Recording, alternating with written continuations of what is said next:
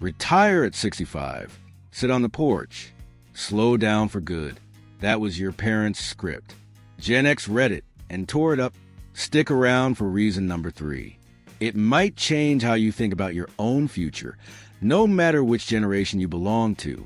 A striking share of Gen Xers now say they doubt they'll ever fully retire, not from lack of desire, but because the old blueprint simply doesn't fit their lives anymore. Surveys on this generation's outlook consistently show the same pattern. Confidence in a comfortable, complete retirement has been steadily dropping, even among people who are diligent savers with stable careers. 4 forces are killing the classic retirement lifestyle. This video breaks down each one, and what Gen X is building in its place. Who is Gen X exactly? Roughly, anyone born between 1965 and 1980. Wedged between the boomers and the millennials. People call them the forgotten generation, since boomers dominate the retirement headlines and millennials dominate the housing crisis ones. Gen X just gets on with rewriting the rules, largely unnoticed. It's a smaller generation than the ones on either side of it, which partly explains why it gets skipped in the conversation. But smaller doesn't mean less influential. This is a generation that grew up without the internet and built much of it as adults, that watched their own parents get downsized after decades of loyalty, and that entered the workforce just as job security started becoming a thing of the past. Boomers treated retirement as a finish line. 40 years of work, cross the tape, then rest. Gen X looks at that same line and asks something different. Why stop doing work you actually value just because a birthday arrived? There's a reason this generation approaches things differently. Gen X came of age during the rise of corporate layoffs, the dot-com crash, and the slow death of one company for life loyalty. They learned early that institutions couldn't be counted on to take care of them, so they stopped waiting for permission to plan their own path. Meet Sarah, 54, works in marketing, lives outside Denver. She isn't counting down to a 2035 retirement date. She's redesigning what her 50s and 60s will actually look like. And that redesign is a thread running through this whole video. First, the blunt truth. For many Gen Xers, full retirement isn't a lifestyle choice. It's a math problem that refuses to balance. The pensions their parents relied on have largely vanished from the private sector. Gen X grew up with a 401k instead, a system that handed each person full responsibility for their own retirement, with no guaranteed payout waiting at the end. Layer on 2 major recessions during their prime earning years, climbing healthcare costs, and the sandwich generation squeeze of supporting aging parents and growing kids at once, and the savings math stops working. Housing adds another layer to this. Many Gen Xers bought homes right before the 2008 crash, watched their equity evaporate, and spent a decade rebuilding what should have been prime saving years. Others delayed buying altogether and are now facing retirement age while still carrying a mortgage instead of owning outright, something their parents' generation rarely dealt with at this stage of life. Sarah fits the pattern exactly. Steady income, disciplined saver. Yet her retirement account was gutted in 2008, just as it started building momentum, then took another hit in her 40s covering her mother's medical bills. She isn't behind because of poor decisions. She's behind because the ground shifted under her. For millions in her position, walking away from work entirely at 65 just isn't realistic. Financial planners who work with this age group report a consistent theme in their client conversations.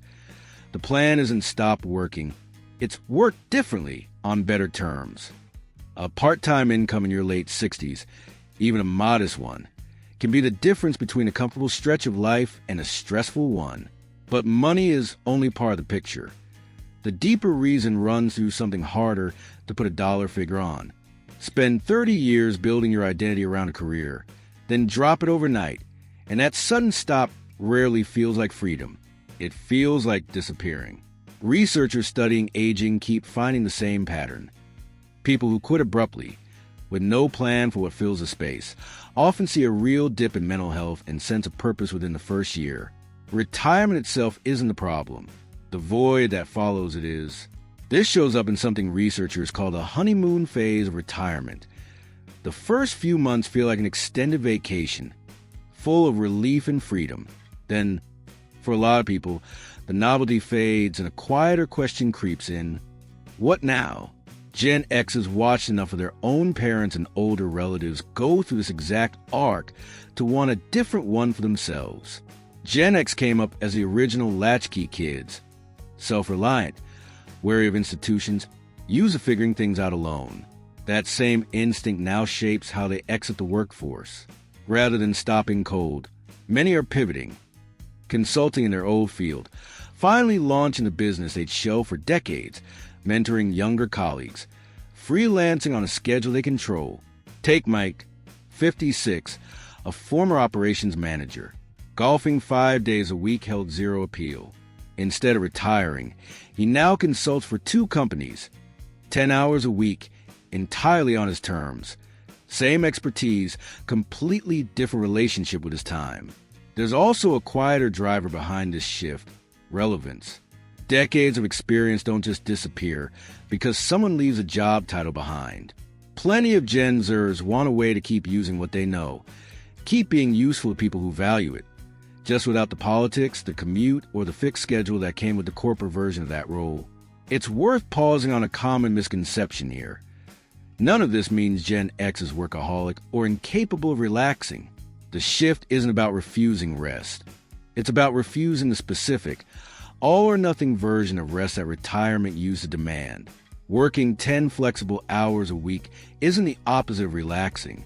For many, it's what makes the other 6 days feel genuinely restful, because there's still a sense of forward motion in the background. Sit with this for a second. If your job vanished tomorrow, who would you be without it?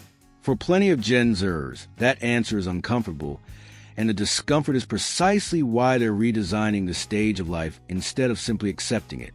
Now, the reason promised at the very top: people are outliving previous generations by a wide margin and staying healthier while they do it. A 65-year-old today can realistically expect another 20 or 30 years. That's no longer a brief coda at the end of life. It's a second act with its own arc. A growing body of aging research points to something specific: staying mentally and physically engaged through work, projects, learning, social ties correlates with sharper cognition and lower rates of depression later on. Total idleness, once marketed as the ultimate reward, increasingly looks like a risk factor instead. Doctors who study healthy aging often describe purpose as its own kind of medicine, not a metaphor, but something that shows up in real outcomes: better sleep, lower stress markers, stronger immune function. A calendar with nothing on it isn't automatically restful. For a lot of people, it's the opposite. Gen X has watched this unfold firsthand in their own parents. Some are retired at 65 and flourished. Others who declined fast the moment daily structure and purpose disappeared. That front row seat is shaping their own plans. Keep moving, keep contributing, keep engaged, just on their own schedule, not someone else's. If full financial independence isn't guaranteed and stopping completely isn't appealing, what actually replaces the old model? 3 terms worth knowing. Micro-retirement. Instead of banking every break for the far end of life, spreading rest across the whole career. A few months off in your 40s. A sabbatical in your 50s. Recovery in installments, not one lump sum at 65. Portfolio career. Instead of a single job, a blend of part-time work, consulting, a small venture, maybe freelance projects on the side. Several income streams replacing one paycheck. Unretirement. People who leave the workforce then return not out of financial pressure, but because they miss the structure, the people, or the purpose. For Sarah, this looks like a 3-day work week at 60, consulting well past 65, and month-long trips in between. Living differently now instead of waiting for someday. No single cliff edge, just a sequence of deliberate shifts built largely without a template to follow. And this redesign isn't only about work. It shows up in where Gen X chooses to live too: smaller homes that are cheaper to maintain, relocating to lower cost of living areas, or splitting the year between 2 places instead of staying anchored to one house for the next 30 years. This shift reaches, well, beyond one generation. Millennials, already staring down their own savings gaps, are watching closely and many are adopting the same mindset years earlier in their careers. Gen Z is entering the workforce already doubting the old model will exist for them in any recognizable form. Employers are starting to notice too. A handful of companies now offer phased retirement programs, flexible encore roles for longtime staff, and consulting arrangements built specifically for people transitioning out of full-time work. It's still early. Most workplaces haven't caught up, but the demand from workers is pulling the system forward whether employers are ready or not. Financial institutions are adjusting as well, rolling out planning tools built around phased withdrawals and part-time income instead of the old all-or-nothing retirement date. The infrastructure around retirement is slowly being rebuilt to match how people actually want to live, not the other way around, which raises a real possibility. Within 20 years, the word retirement might describe something almost unrecognizable today, less a finish line, more an ongoing redesign. The real takeaway: retirement isn't vanishing. It's being renegotiated, one generation at a time. Gen X doesn't reject rest. They reject the assumption that rest must erase purpose, that stepping back has to mean stepping out entirely. They watched their parents model up close, kept what worked, and quietly discarded what didn't. One last question to leave you with. When your turn comes, will you follow the plan handed to you or build one of your own? Drop a comment. Traditional retirement or something different? And if this gave you something worth thinking about, subscribe. More of this ahead.